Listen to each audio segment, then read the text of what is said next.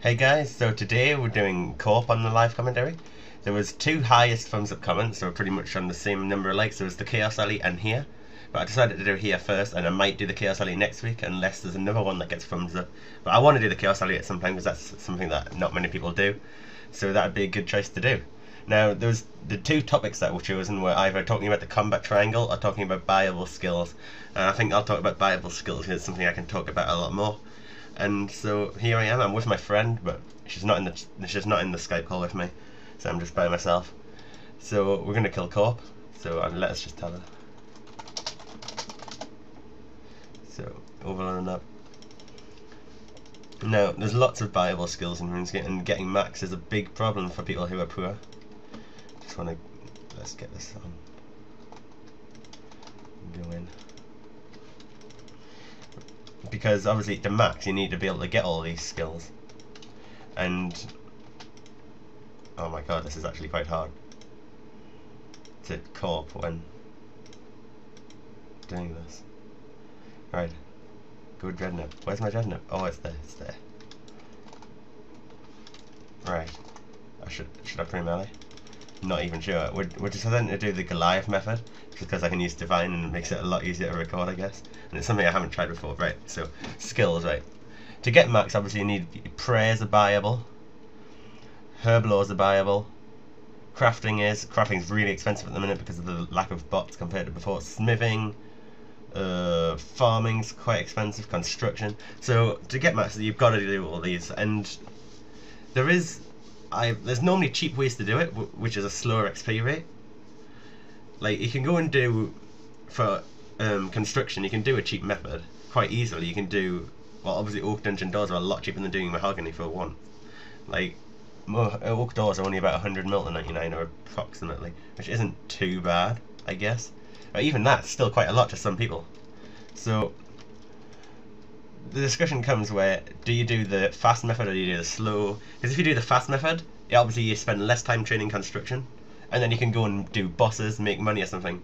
But I guess the main thing is with herb law, because if you're getting overloads or turmoil from prayer, when you get them, if you get them fast as possible, then you can get the money back quite easily because you've got the top PVM like skills you need. If you can make overloads and make prayer turmoil, you're gonna be able to join the best teams, get the fastest loots at bosses, and hopefully make your money back quite quickly. However, if you're doing a slow method, it's going to take a while to get them, but I guess it's going to be cheaper and it's going to be slower, and then you probably don't have to spend as long at PVM to make the money back. But it kind of goes down to you. Like personally, I go for the fastest method because if you think about it like this, what would you rather do? Skill for a long time or boss for a long time?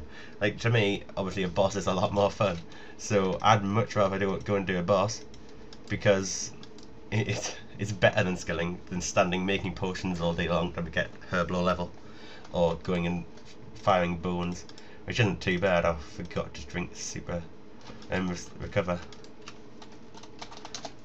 I haven't even had a core yet. This is going like, look how the lack of brews I'm using with this method. This is great. I love this. This is probably a great method to last a while doing a duo, to be fair. So to me, I would go and train the skills fast as you can, and then go to a boss and make the money back. Because overloads, yak, and turmoil, well, you don't need turmoil for next, but overloads and yak you 100% need, and summoning is quite expensive as well. I mean, getting the charms takes a while itself, but if you've got to go and then train the summoning, it costs quite a lot in supplies, and people forget about it. So that is another one that costs quite a bit. And once you get them, obviously next, it's amazing the amount of money you can make in next, but you're not going to go there with low skills because you can't. So I'd rather just get my skills up fast and then go and do that. But I guess you could again just train them with a slow method, take a bit longer over it, and then you only need to say one split instead of two at next. But it's preference to you. Like obviously it varies from skill to skill whether it's actually worth the time. Because if you're doing herb law, you could do extremes and overloads to train your level high, and then you already have your supply that you need when you go in PVM. However, when I got 99 herb law, I did extreme mages, which happened to be the cheapest method, and if you do them, it's a lot cheaper per GP per XP. It's more like 15ish rather than 25 to 30. However, you haven't got the overloads, like, or the extremes. If you want to go and do TDs and you need extremes or something, then you can't do that if you haven't got them. So you see what I mean? Doing Herblore the fastest way actually benefits, and that's one scenario where it actually does. Other skills where it could benefit, it's not really much in the other skills. It's just most of the skills don't have a use. That's the problem. Let's see if I can stun this thing. Holy shit, holy shit. Oh my god, what have I done?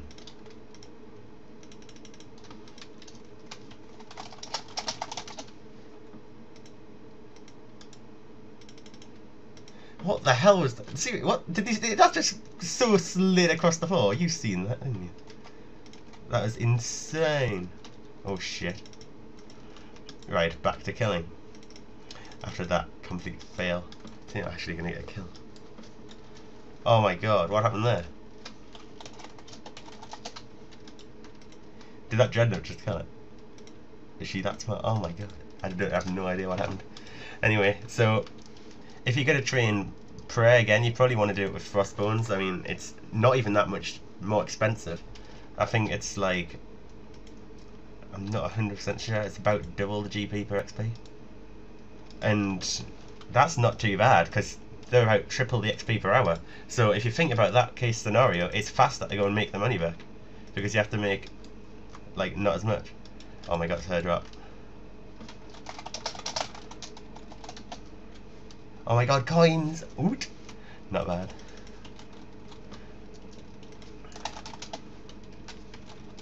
No divine sigil, what a joke. Anyway, so that's like prayer. If you go to what other skills? Construction, not too sure on Mahog. I've always done Oak Dungeon Doors, and I recommend doing Oak Dungeon Doors if you want to train that. That'll cost you about 100 mil. Herblore I've already discussed. I'd much rather do the extremes way. It's double the GP per XP. However, the speed's about similar with that one, and I just recommend it because you have the pots ready to use, and that's probably the main benefit, because you can use them straight away. Let's see this spec. Come on BGS. Oh yes, 31. Not bad.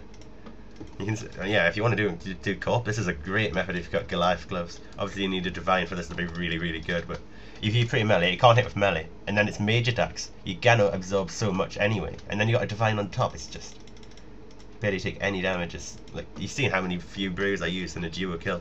Sometimes you use a full inv, sometimes you only get 2 kills a trip and things. So you can see the benefit. And these Dreadnoughts really help as well. They do a lot of damage. So I've already discussed Herblore. Crafting, now this is a really hard one at the minute. Because of the lack of bots, D-hides are so expensive to train on. But there is other ways. You can do your battle staffs daily, which you can buy on the G, because there's a very low limit. So it's really hard to get a hold of a large number of them. So that's why it ends up being like hard to do it cheaply, because if you want to buy them off other players, they will charge you over the tops because of the limit, which is pretty sad on Jagex' part. But doing battle staves daily, if you're going for max, if you start doing the battle staves near the start of when you're going for max, by the time you get your other skills, you'll probably have 99 crafting or near about. And obviously assisting is also helpful with that. So you can do crafting quite cheaply if you really want to. Obviously it takes a long time, and if you want to just go for 99 crafting, you'll want to do it the expensive way, unless you're going for like max, I think. Or you're not bothered about getting it fast. I mean, some people aren't. It's really, again, it's down to your preference, but there's no benefit to having high crafting, not in any way possible. Hopefully they do add more uses. Like, there's player-owned ports coming out this year, and they're going to involve high smithing, so hopefully crafting gets involved too. It gives you a use for your secondary skills.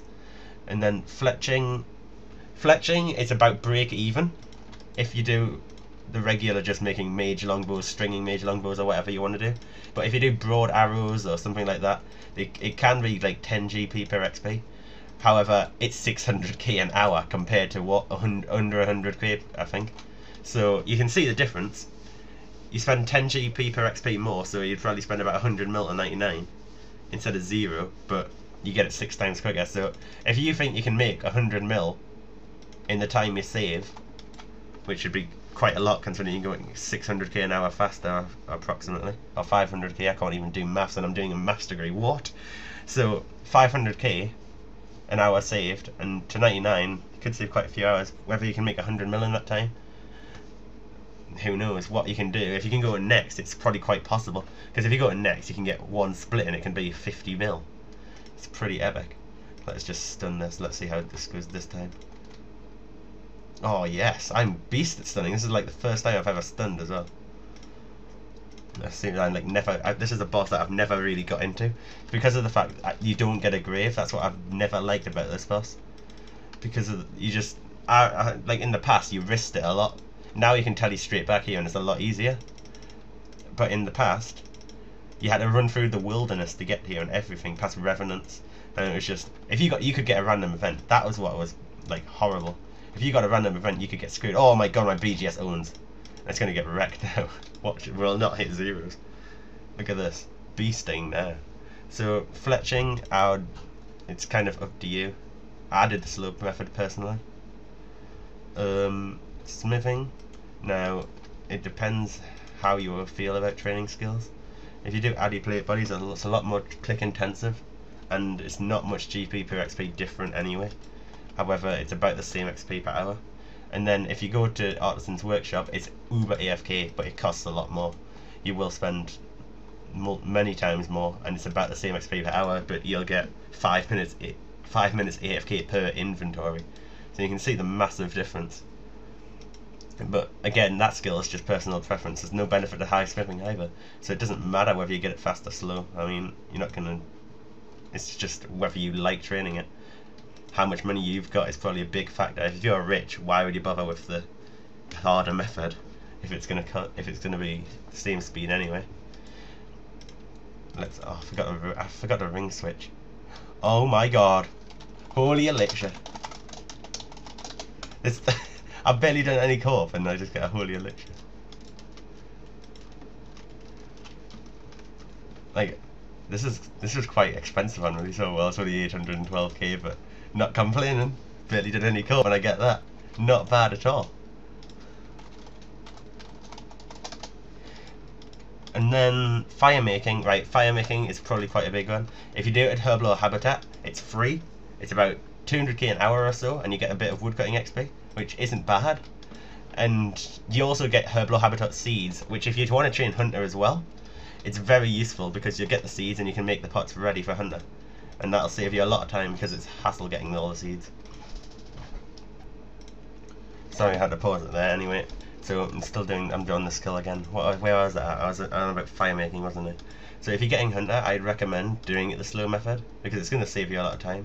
But the fast method, which is about 600k XP per hour, using a Pyre Lord, a Pyre Fiend, I'm not sure it's a Pyre Lord or a Pyre Fiend, but it's a familiar, and you can use your logs on it, and it'll burn them for slightly higher XP than you get for burning them yourself, and you can do your own logs and use them on that side by side going down, and this is incredibly fast. However, with the tool belt update, it made it a lot harder because you've got to right click to use your logs now, and it's horrible. It's so much more work, and it's much easier to make a mistake, which slows down your XP. And really, magic logs keep on going up. They must be nearing 2k now, and that's how you're going to get 600k now. Obviously you can use lower logs, but then the XP comes down a lot. Major logs are a lot more XP per hour than use, for example. So really, for fire making, I recommend doing it the slow method. It's a lot easier because fire making isn't the most fun skill to train whatsoever. So doing that, it's AFK, or a lot more AFK anyway. So, but you also want to have the Inferno ads if you're doing that method, and the Inferno ads I should be doing a guide possibly tomorrow on how to get, because I saw a few requests for it. And I think that's pretty much all there is to say. Oh, well, apart from summoning, but summoning really, you kind of want 99 for a lot. Steel Titan is really helpful in many places, and obviously you've got your Yak as well at 96. So summoning, really, the charms is that hard to get. I recommend blowing the money and just going for the highest familiar you've got, because it's going to be much better. Because you want to get your level fast. You don't want to have to go and collect charms again, unless you actually want to collect charms. But then again, it's personal preference with most of these things. So I'm sorry I really couldn't be much more help on this topic. However, it's just one of those things that it's down to you. So I hope you found this fun to listen to. I don't think it was the most interesting commentary from me there. However, again, leave topics and discussions you want to hear in the comments, because next week I might do Chaos Alley, because that one was already thumbs up for this week. But however, I want a new topic. I don't want to talk about the combat triangle too much, because it's not something that I don't think I can talk about for too long. And RuneShock already did a discussion on that one. So I hope you've enjoyed watching, guys, and I'll see you tomorrow for another video.